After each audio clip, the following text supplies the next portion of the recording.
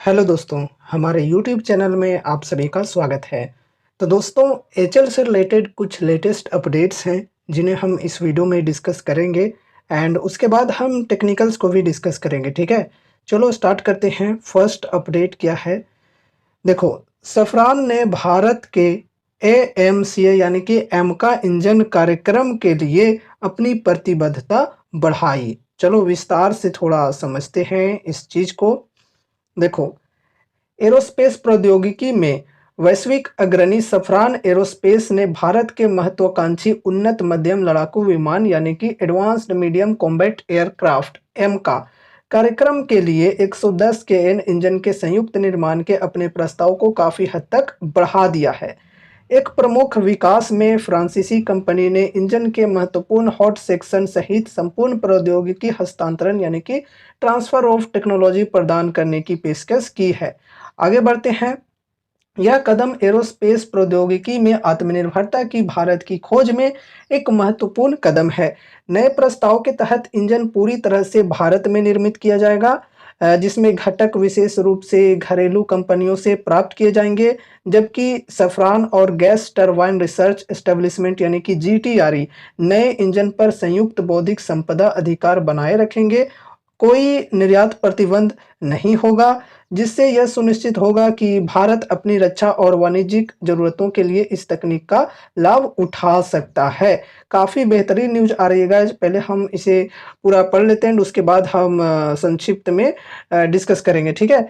सफ़रान ने 110 के इन इंजन का एक उन्नत संस्करण विकसित करने की पेशकश करके भारत की भविष्य की एरोस्पेस महत्वाकांक्षाओं के प्रति अपनी प्रतिबद्धता भी प्रदर्शित की है, जो 130 के एन का थ्रस्ट उत्पन्न कर सकता है।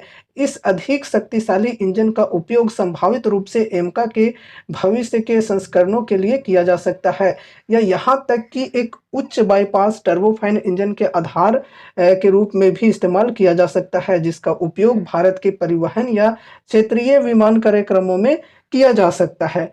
ठीक है, आगे बढ़ें तो यहाँ पर देखो बताई जा रही है, सफ़रान की ओर से उन्नत पेशकश अत्याधुनिक एरोस्पेस प्रौद्योगिकी विकसित करने की प्रयासों में एक महत्वपूर्ण माइलस्टोन है। सफ़रान जैसे वैश्विक नेता के साथ साझेदारी करके भारत वैश्विक एरोस्पेस बाजार में एक प्रमुख खिलाड़ी बनने के लिए खुद को तैयार कर रहा है।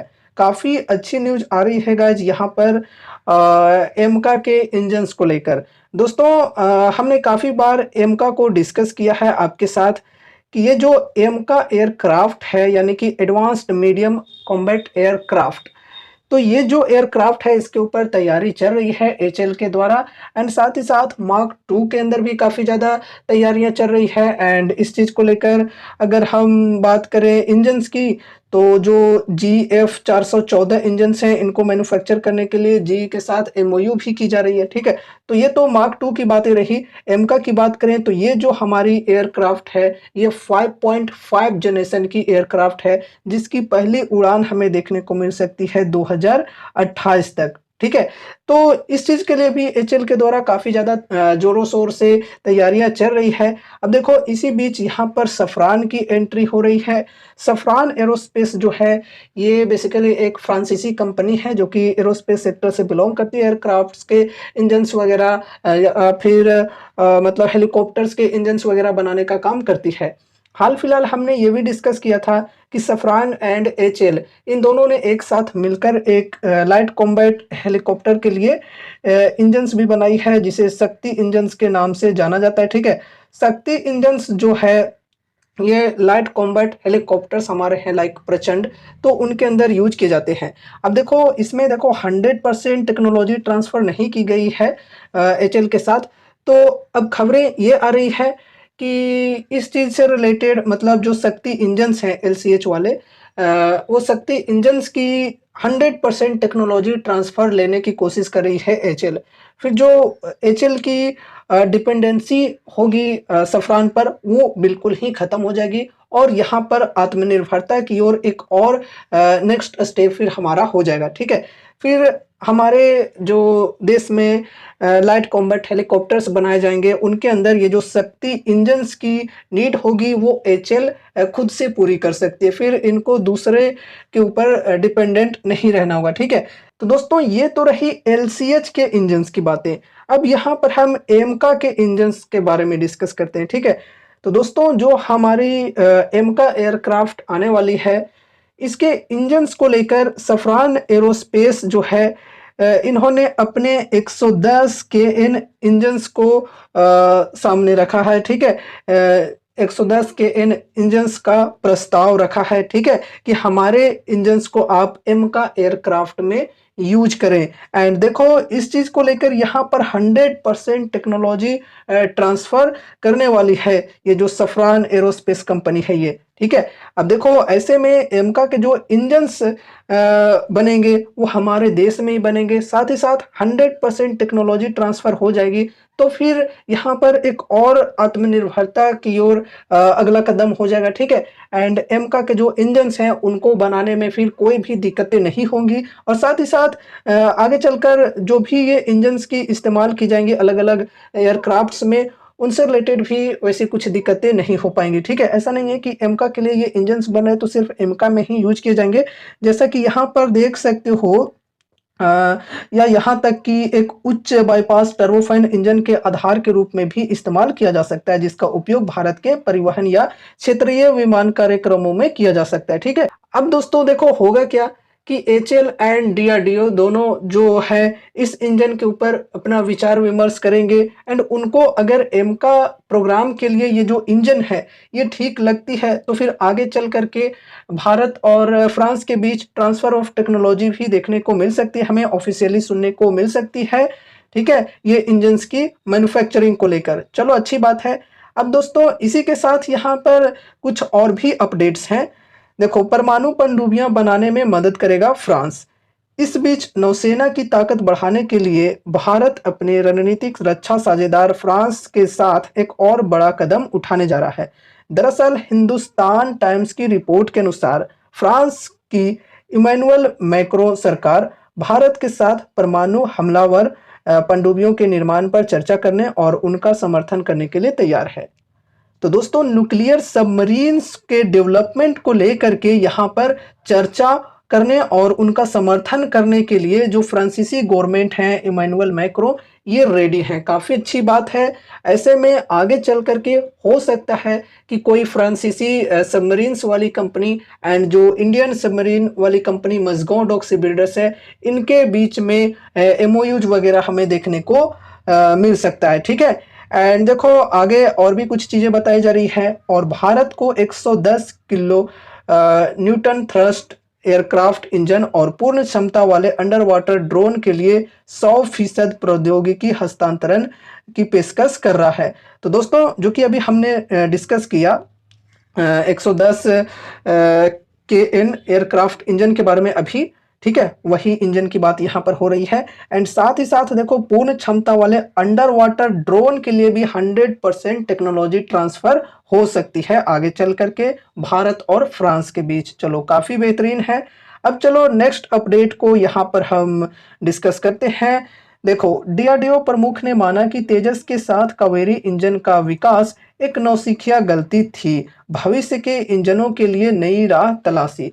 तो दोस्तों कुछ टाइम पहले हमने डिस्कस किया था कि तेजस मार्क 1A के इंजन्स को लेकर कि इंजन्स में डिले हो रही है, जीई के द्वारा इंजन्स सही तरीके से सप्लाई नहीं हो रही है। तो ऐसे में एक ऑप्शन यहाँ पर सामने आ रहा है कावेरी इंजन, ठीक है? इस पर करके न्यूज में बातें चल रही थी। तो यहाँ पर देखो डीआरडीओ के प्रमुख के द्वारा कुछ चीज़ें कही जा रही है, बहुत ही इंपॉर्टेंट चीज़ कही जा रही है कि डीआरडीओ के प्रमुख ने माना कि तेजस के साथ कावेरी इंजन का विकास नौसिखिया गलती थी, भविष्य के इंजनों के लिए नई राह तलाशी, ठीक है? तो ये पूरी तरह से अवॉइड कर रहे हैं, इग्नोर कर रहे हैं ये कावेरी इंजन्स को तेजस मार्क 1A के अंदर इंस्टॉल करने से रिलेटेड, ठीक है? चलो थोड़ा विस्तार से हम इस चीज़ को भी समझ लेते हैं। डीआरडीओ के अध्यक्ष समीर वी कामत ने स्पष्ट रूप से स्वीकार किया कि तेजस लाइट कॉम्बैट एयरक्राफ्ट के साथ साथ कावेरी इंजन विकसित करना एक नौसिखिए की गलती थी।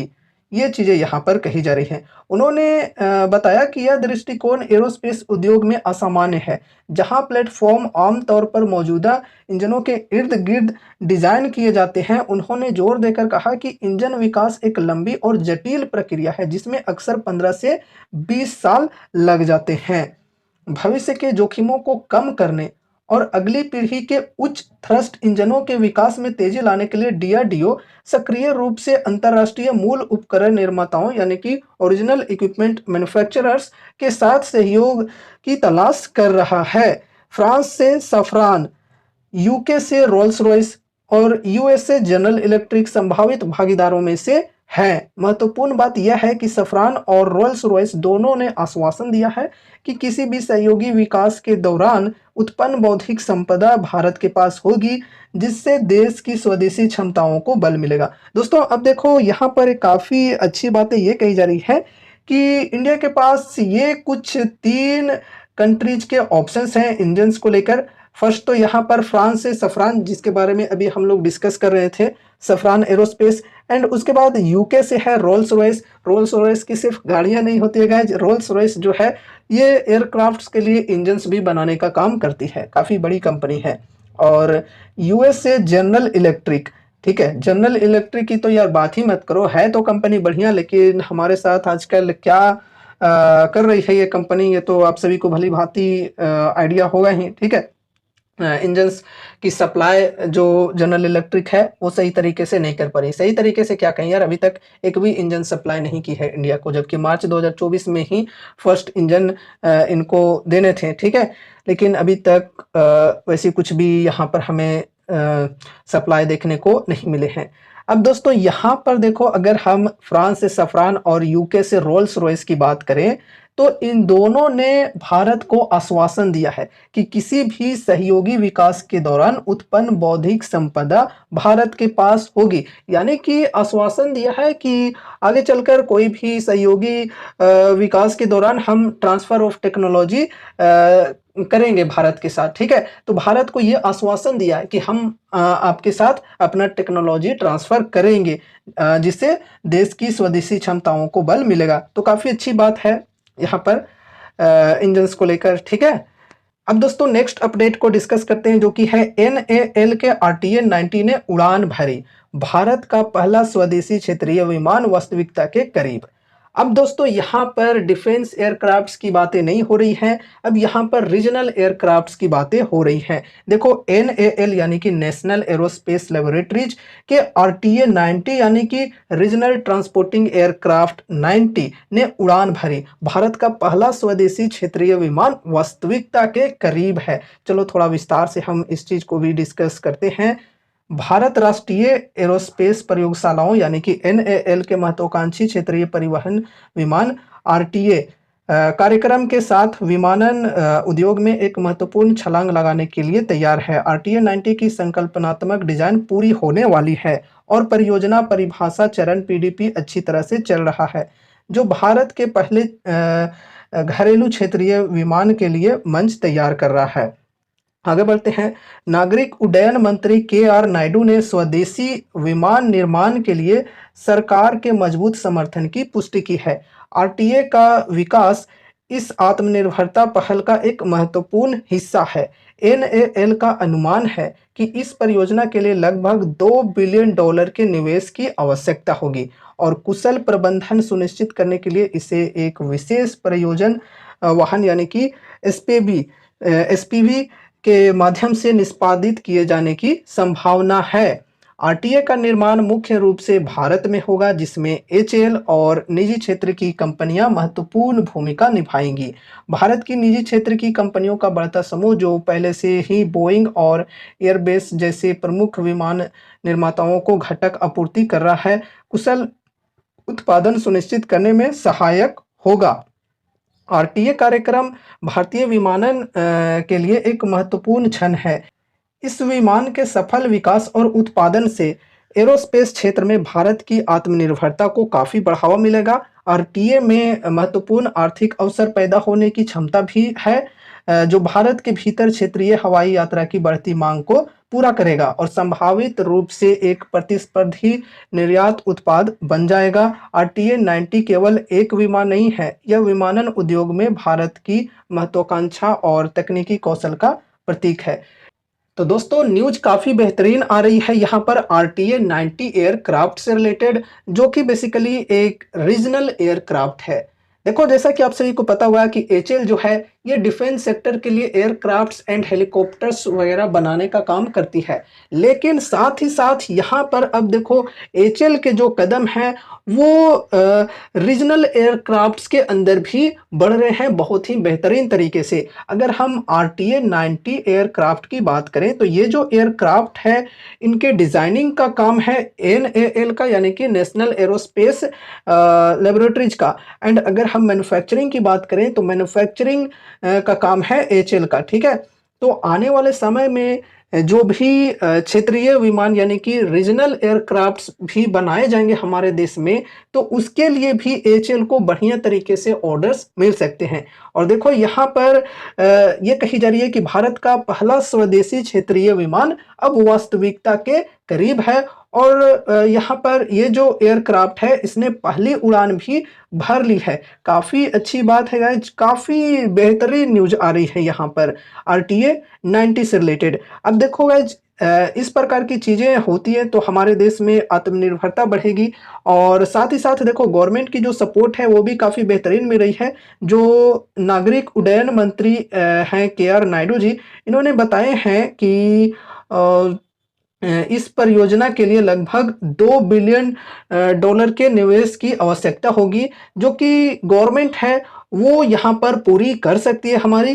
ठीक है, तो इस हिसाब से देखा जाए तो आने वाले समय में जो हमारे एरोस्पेस कंपनीज हैं, फर्स्ट ऑफ ऑल एचएल को तो बेनिफिट्स मिलेंगे ही, साथ ही साथ जो एयरक्राफ्ट्स के अंदर इम्पोर्टेंट इक्विपमेंट्स होते हैं उनको डिलीवर करने वाले, उनको मैन्युफैक्चर करने वाले जो हमारे डोमेस्टिक कंपनीज हैं उनको भी बेहतरीन तरीके से ऑर्डर्स मिल सकते हैं। जैसा कि यहाँ पर आप देख सकते हो कि यहाँ पर बताई जा रही है कि आरटीए का निर्माण मुख्य रूप से भारत में होगा, जिसमें एचएल और निजी क्षेत्र की कंपनियां महत्वपूर्ण भूमिका निभाएंगी। भारत की निजी क्षेत्र की कंपनियों का बढ़ता समूह जो पहले से ही बोइंग और एयरबस जैसे प्रमुख विमान निर्माताओं को घटक आपूर्ति कर रहा है। ठीक है, तो दोस्तों ये जो प्राइवेट कंपनीज हैं ये ऑलरेडी पहले से ही इस फील्ड में लगी हुई है। काफ़ी सारे बड़े बड़े जो मतलब एयरक्राफ्ट्स बनाने वाली कंपनियां हैं उनको ये जो कंपनीज हैं अपने इक्विपमेंट सप्लाई कर रही हैं। तो आगे चल करके इंडिया से भी इनको बहुत ही बेहतरीन तरीके से ऑर्डर्स मिल सकते हैं। ठीक है, तो दोस्तों ये रहे कुछ अपडेट्स एचएल स्टॉक से रिलेटेड, काफ़ी अच्छे अपडेट्स हैं। अब दोस्तों देखो ये जो भी अपडेट्स को हमने आपके साथ डिस्कस किए हैं काफ़ी अच्छे अपडेट्स हैं और इनका जो इम्पैक्ट है वो हमें लॉन्ग रन में कंपनी के अंदर देखने को मिलेगा। ठीक है, तो लॉन्ग टर्म में ये जो कंपनी है इनको काफ़ी बेहतरीन ऑर्डर्स मिल सकते हैं। बहुत ही बेहतरीन कंपनी है गाइज, फंडामेंटली स्ट्रॉन्ग है और एक लार्ज कैप कंपनी है। अगर किन्हीं को डिफेंस सेक्टर के अंदर लार्ज कैप कंपनीज के साथ चलना है, मतलब लो रिस्क लो रिवॉर्ड के साथ चलना है, तो फिर वो इस कंपनी के ऊपर अपनी स्टडी कर सकते हैं। देखो गाइस ये कोई कॉल टिप या रिकमेंडेशंस नहीं है, जो भी चीज़ें हम डिस्कस करते हैं वो सिर्फ और सिर्फ एजुकेशनल पर्पज से करते हैं, ये ध्यान में रखकर चलना। ठीक है, तो इस वीडियो को देखने के बाद अगर आपको कुछ भी इंटरेस्ट लगता है तो फिर पहले आपको अपनी भी स्टडी करनी है, अपनी एनालिसिस करनी है एंड उसके बाद ही अगर आपको ठीक लगे तो ही इन्वेस्टमेंट से रिलेटेड कोई डिसीजंस लेने हैं, या फिर अगर आपके फाइनेंशियल एडवाइजर्स हैं तो उनसे एक बार कंसल्ट जरूर से करना है। ठीक है, अब देखो टेक्निकल्स के अंदर हमें क्या देखने को मिला है कि ये जो स्टॉक है कुछ टाइम तक तो गिरकर यहाँ पर आई थी, लो लगाई थी स्टॉक ने लगभग 4177 की, और यहाँ पर हमें लगभग 25-26% के डिस्काउंट्स मिल रहे थे। अभी तो यहाँ से थोड़ी रिकवरी भी आ चुकी है एंड अभी यहाँ पर अगर हम डिस्काउंट की बात करें तो 52 वीक हाई के लेवल से अभी यानी कि जो कि है करेंट प्राइस 4437 की, यहाँ तक की बात करें तो लगभग 20 से 21% की डिस्काउंट्स अवेलेबल है, जो कि देखा जाए तो लॉन्ग टर्म इन्वेस्टमेंट के लिए डिस्काउंट्स ओवरऑल ठीक है। ठीक है, फर्स्ट इन्वेस्टमेंट के लिए बल्क में बाइंग के लिए बिल्कुल भी नहीं। यहाँ पर इन्वेस्टमेंट की शुरुआत करके चल सकते हैं छोटी सी अमाउंट के साथ, फिर अगर गिरावटें कंटिन्यू रहती है तो हर 5 से 10% की डिप पर ऐड ऑन करके चल सकते हैं अगर कंपनी के ऊपर भरोसा है तो। अब दोस्तों देखो, अगर ये जो तेजी कंटिन्यू रहती है तो यहाँ पर ये होगी एक रेजिस्टेंस की लेवल जो कि पहले सपोर्ट के तौर पे वर्क कर रही थी। यहाँ पर 4600 के लेवल पर रेजिस्टेंस है एंड उसके बाद फिर 4800 और फिर 5080।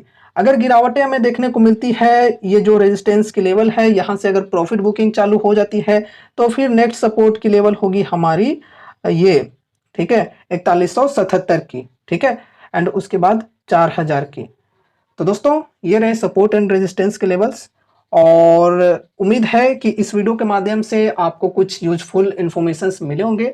तो वीडियो को लाइक करके चैनल को सब्सक्राइब कर देना और मिलते हैं अगले नए वीडियोज के साथ। तब तक के लिए बाय बाय।